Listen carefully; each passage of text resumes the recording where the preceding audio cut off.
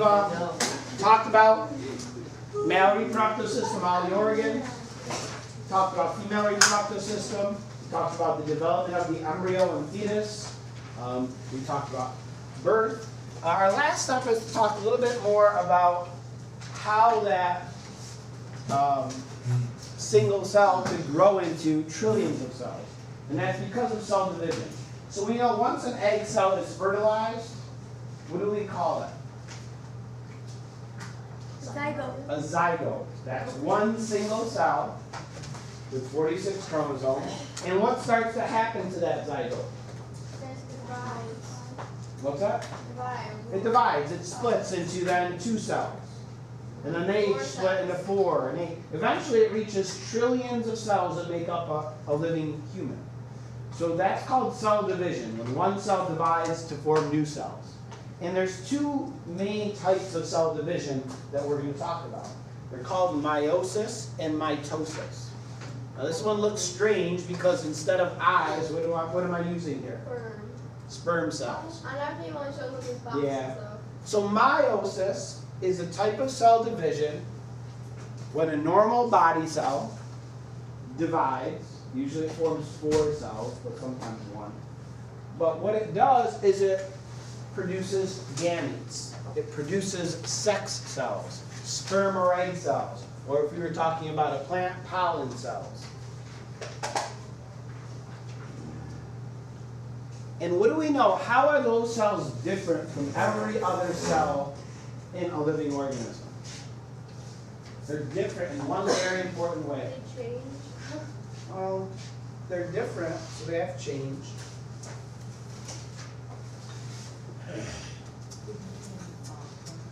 Yes, the difference is in the number of chromosomes that they contain. We're talking about humans. What's the normal chromosome number in a normal human body cell? How many should you know? 23. 46 in normal body cells. In a sperm or egg cell, that number should be what? 23. Exactly half of the normal number. Okay? The process to produce cells with half the number of chromosomes is meiosis.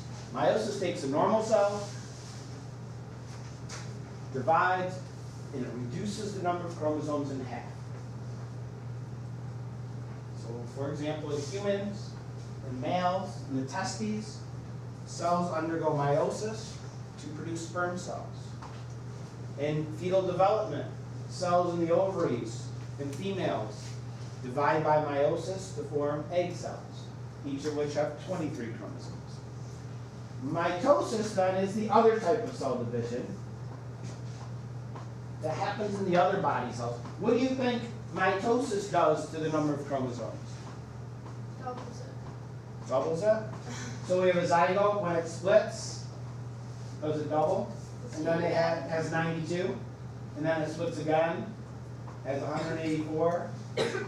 Think so? Did you do this math in No. What do you think it does?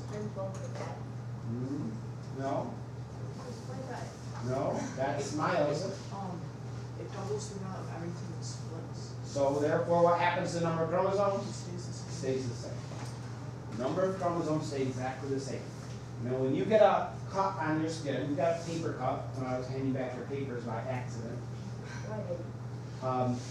So that cut will heal, and it heals by filling in with new skin cells. Those new skin cells are formed by mitosis. Skin cells in that area divide by mitosis to produce new skin cells. Okay, but they have 46 chromosomes. For you to grow taller, your bones need to elongate by adding new bone cells. That happens by mitosis. To produce new blood cells constantly as your old blood cells die, new blood cells are produced by mitosis. Basically, any cell division in the human body is happening by mitosis except for to make sperm or egg cells. That is the only time meiosis is taking place. So mitosis doubles everything but the chromosomes by 2, or? No, mitosis keeps the number of chromosomes exactly the same. Oh. What really is happening in the process is all the chromosomes double, but then the cell splits, so they each get half. And Yes, that's they do double. they double and then split. So the resulting cells have the same number of chromosomes as the original. So meiosis just like Meiosis cuts the number of chromosomes in half, right? How do you get scars then? Scars are just sort of healed skin tissue, but because it's formed at a different time, it looks different from other skin tissue. All right. So if we look at sort of the overall big picture, let's call these body cells, one from a male, one from a female. Those body cells then can divide and produce these special cells. What are these cells called? Sperm eggs. Sperm and egg. They're produced by meiosis. Sperm egg or gametes. Eventually they combine. What do we call that process? And this cell combines with this cell. Fertilization. Fertilization. And again, 23 chromosomes come from the mother, 23 from the father. All of you share exactly half of your chromosomes with your mother and half with your father. 23 from each parent. Even if you look more like one parent than the other, you still have half the DNA from each parent. Then this cell, what do we call it? Zygote. Zygote. Starts to split into 2 cells. And then they split into 4 cells and so forth. What process allows this to happen? What type of cell division? Mitosis. Mitosis.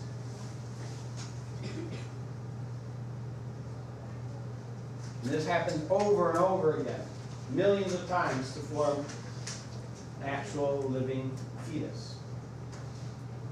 Have you? So from the gametes to the zygote, it's fertilization. Yes, that would be fertilization. Brandon? Does mitosis happen at the same time for every cell, or does it like? It starts off sort of they split at the same time, but then eventually when the cells start to become different from each other, it changes. It's possible. For a long time, this little cluster of cells, they're all identical until it starts to form those layers and it hollows into a blastocyst. Then each cell starts to take on its own sort of identity, and we call that differentiation when the cells are becoming different from each other. Again, same idea. Sperm cell, how many chromosomes? Egg cell. And in a zygote? Now, here's something important to remember. This is only in humans. Other animals have different numbers of chromosomes. Okay, for example, how many chromosomes do you think that are in the body cell of a goldfish? 12. It's actually over 100. What? The number of chromosomes doesn't tell you anything. It doesn't mean it's more advanced or smarter or bigger. It's just sort of is what it is. So, but this is in humans. What about in like a monkey? I don't know all the number for each species on it. Yeah, how'd you know goldfish? Because I know it's more than humans. All right, each sex cell, sperm and egg cell, is known as a gamete. Again, Mr. Arcuri is still working on his plurals, so you can omit the S. It's known as a gamete.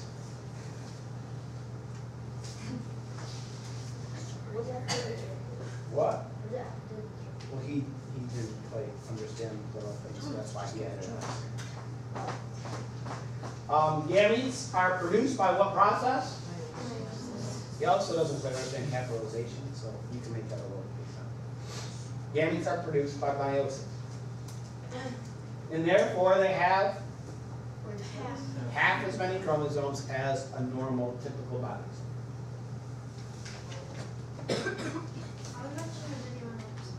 No, I just wanted to show you.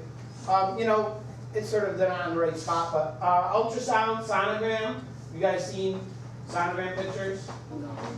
A sonogram is using, basically you go to a doctor's office or a clinic and they use sound waves. They have a little instrument, they hold on to the mother's abdomen, move it around. Some sound waves inside of her, they bounce off tissue inside of her body, come back out, are sensed by the sensor, and it creates a picture. Kind of like bats use sonar to judge how far something is or where things are. Same sort of idea, and it can give a picture. You could see here this baby's cranium, and then the backbone here. This is an older one. You can see in more modern ones, you can see more detail. Sometimes the sonogram technician or the doctor looking at it can tell the gender of the child. It's also used not only for, pregnancy, but they may do an ultrasound of your knee or your ankle or something if there may be some possible soft tissue damage, because an x-ray shows only bone. So if you like sprain your ankle, an x-ray doesn't really show anything about the ligaments. But an ultrasound and MRI, they do show soft tissue. So you can look at those things as well.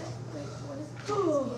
What? What is a CAT scan? CAT scan is just another form of imaging that can be used. There's all sorts of different types. Again, they also have now these three-dimensional sonograms, three-dimensional ultrasounds, where you can actually see sort of a three-dimensional view of the fetus inside of the womb. You can see it moving around also.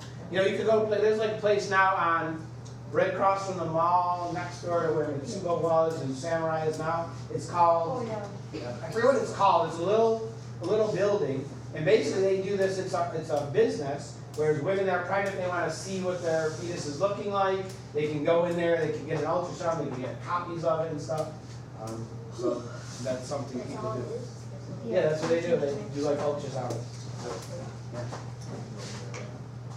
All right, our last thing to talk about today is twins. So we know obviously there are different types of twins. So there's fraternal twins, there's identical twins, there's conjoined twins. So what's the difference? Yeah. So identical twins,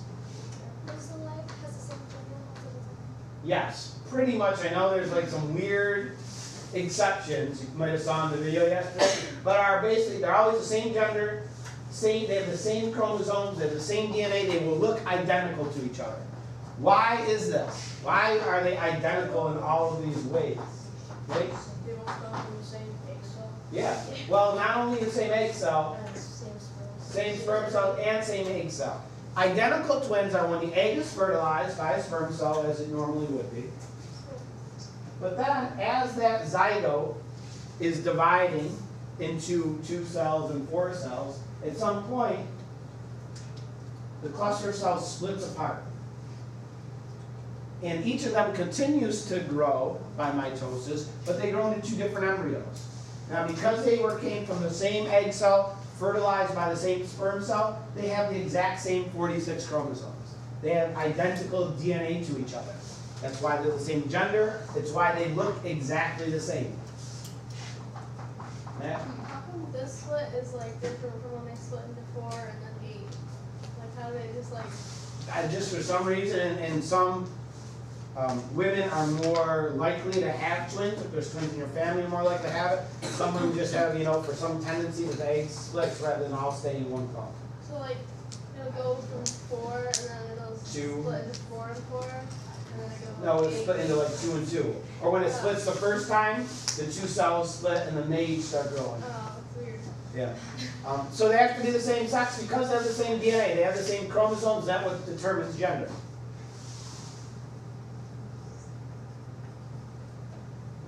On the other hand, fraternal twins are formed differently. So what's the difference? How are fraternal twins, Cece? When 2 eggs are released by the woman and 2 sperm. Yes. So like we talked about earlier, sometimes when a woman ovulates, she releases multiple eggs, not just one. If she does, and each of those eggs are fertilized by different sperm cells, they each grow into an embryo. But each of those embryos came from different sperm and egg cells, therefore they have different chromosomes. They don't have the same 46 chromosomes. So they don't have the same DNA. They can be different genders.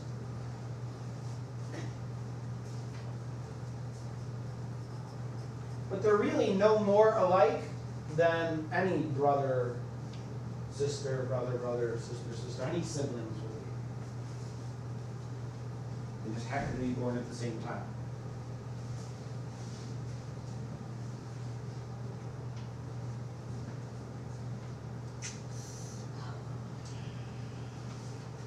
So that's identical versus fraternal. But there are also some rare instances of what we call conjoined twins. sometimes called Siamese twins.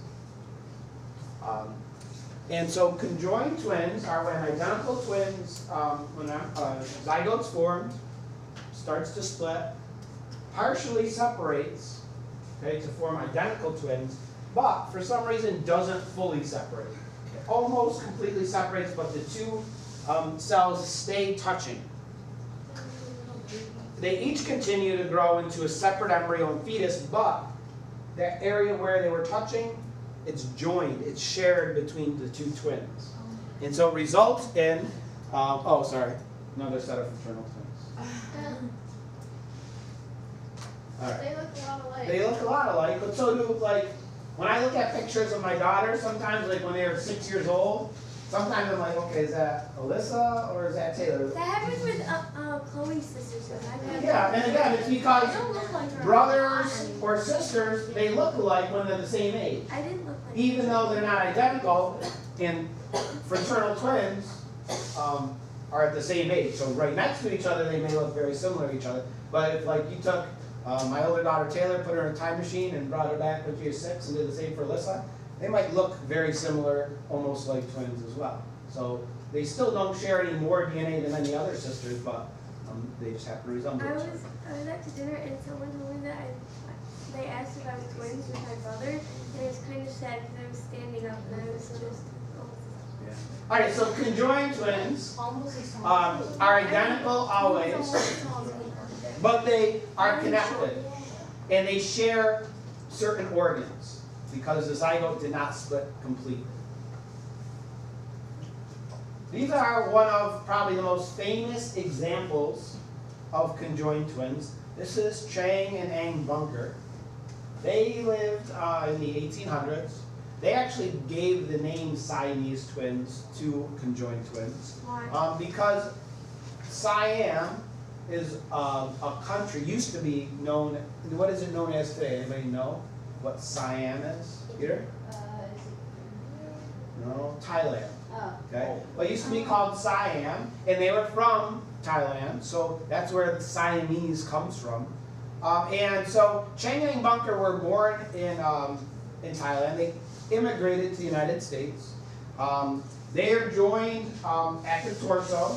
They shared some organs, but not very many. If they were actually born today, most likely the doctor would separate them. Okay, conjoined twins, if they don't share vital organs, they can be separated. You know, the surgery, and the doctors kind of, split up, blood vessels and suture them and so forth. It's a hard surgery, but if they don't share major organs, it can be done. But, so Chang and Ang probably could have been separated if they were born today, but obviously this is the 1800s, they didn't do that. But anyway, they came to the United States, they actually went on tour with P.T. Barnum as part of like a sideshow where people would pay money to see them. Eventually they retired from that. They moved to, I believe, North Carolina, and they started a farm. They actually got married. They each got married. They married sisters, so each of them got married to 2 sets of sisters. One of them had 11 children. How? The other had 10 children. Well, it's probably a little awkward, but I don't know the exact details about how that all happened, but anyway, they had children, each of them with their own wives. They would go from house to house. They would live with Chang's family for a few days, then they'd go stay with Ang's family. So they went back and forth. Again, they had 21 total children between them. Eventually, when I don't know if Chang or Ang died first, but when one of them passed away due to, I'm not sure the cause, the doctors then told the other twin that, okay, well, we need to separate you from your brother because he's now passed away, and if they don't separate them, the infection is going to spread and it's going to kill you. He elected not to have that separation, and because he didn't want to be separated from the brother he had been connected to for his whole life, and so he passed away just a little while later. But that'd be kind of scary with someone dead attached. Yeah. You know? All right, here's some more. There's some variation here. So again, here are some pictures. These 2 little girls shared again, if a set of conjoined twins are born and share, major arteries, if they share major digestive organs, they cannot be separated. There's no way for it to happen, and they have to go about their lives as conjoined twins. Here you have another set of twins. These twins share they had separate heads, separate hearts, chest, heart, stomach, lungs, and spinal cord. But their lower organs were all shared between them. So they did share a bladder, intestines, reproductive organs, and they only had 2 legs between them. Wait, is one head facing the other way? No, I think it's just turned. Here you had a set of conjoined twins born with a fraternal twin as well. Okay? And there are times when a partially formed conjoined twin doesn't fully develop.